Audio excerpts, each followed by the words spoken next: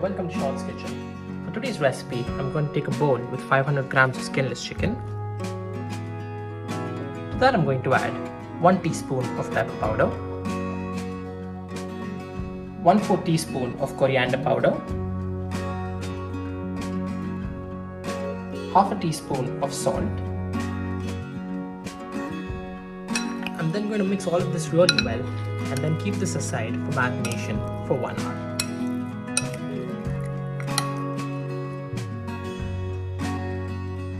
Meanwhile, while the chicken marinates, here I'm going to take a pan and add 1.5 tablespoons of oil. Once the oil heats up, to this pan I'm going to add 2 medium-sized sliced onions. I'm then going to fry this well for around 3 to 4 minutes. After sauteing this for about 4 minutes, here I'm going to add half a tablespoon of ginger garlic paste. After adding this ginger garlic paste, I'm going to fry this well until the raw smell of the ginger garlic paste goes away. Now after a minute, I'm now going to switch off the flame and let this cool down. Once the onions have cooled down, I'm then going to take a grinder jar and add the fried onions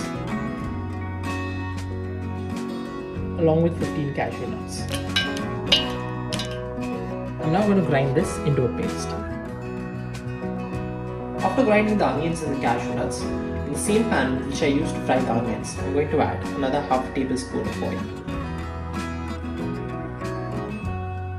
Now to this oil, I'm going to add 4 cloves, 1 cinnamon stick, 3 cardamoms,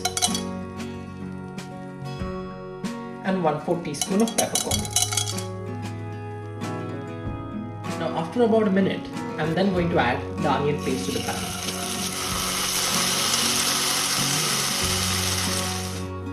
After adding the ground onions and the cashew paste, I'm now going to let this cook for another 5 to 6 minutes on low flame.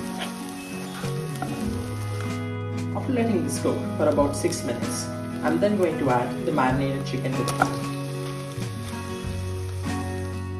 After adding the marinated chicken, I'm going to mix this really well and cook this for another 6 minutes on medium flame.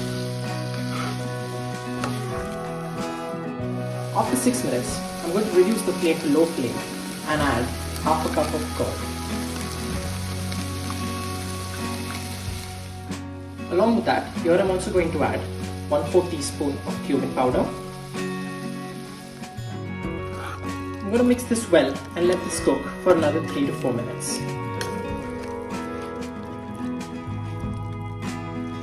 After 4 minutes, you are then going to add 2 teaspoons of pepper powder, and along with that, here I'm also going to add 3/4 teaspoon of salt. I'm going to mix these ingredients well and let this cook for another 2 minutes. After 2 minutes, I'm then going to add 3/4 cup of water. Along with the water, here I'm also going to add 1 teaspoon of kasuri methi and 1 teaspoon of garam masala powder. I'm going to mix all of this really well and let this cook until the water thickens a little bit. It's been about 4 minutes now. You can lastly top this up with some lime juice and the dish is then ready to be served. So if you did enjoy this recipe, don't forget to click on the like button and don't forget to subscribe to this channel.